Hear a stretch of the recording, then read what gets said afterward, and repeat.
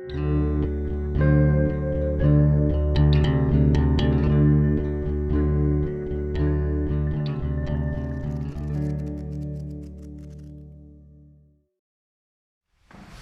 à l'origine, j'avais adapté le portrait de Dorian Gray d'Oscar Wilde, qui est donc une histoire de dandy, écrite par un dandy, et donc qui traite beaucoup de dandysme.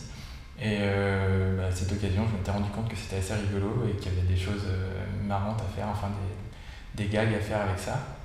Et comme c'était un sujet, comment dire, le dandy c'est un personnage qui essaie de faire son intéressant. Donc ça pose la question de qu'est-ce qui est intéressant. Est-ce que c'est la nouveauté? Est-ce que c'est quelque chose de différent? Est-ce que c'est, je sais pas, une autre manière d'être? Je sais pas. Et du coup, ça fait un sujet assez riche où j'ai eu l'impression d'avoir beaucoup de choses à raconter. Et donc, à l'arrivée, j'espère avoir fait une bande dessinée intéressante. Alors, mon histoire se passe à la Belle Époque, donc je me suis inspiré de la Belle Époque, qui est une période assez fascinante, à la fois pour l'art, parce que c'est l'époque de l'art nouveau, donc j'ai pu en dessiner plein, j'adore ça, donc j'ai un peu de Macintosh, un peu de Gaudi et un peu d'autres.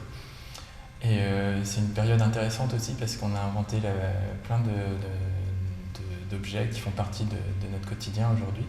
Et c'était très amusant de les dessiner à l'époque où ils ont été inventés et où ils étaient encore plus modernes que le nouvel iPhone.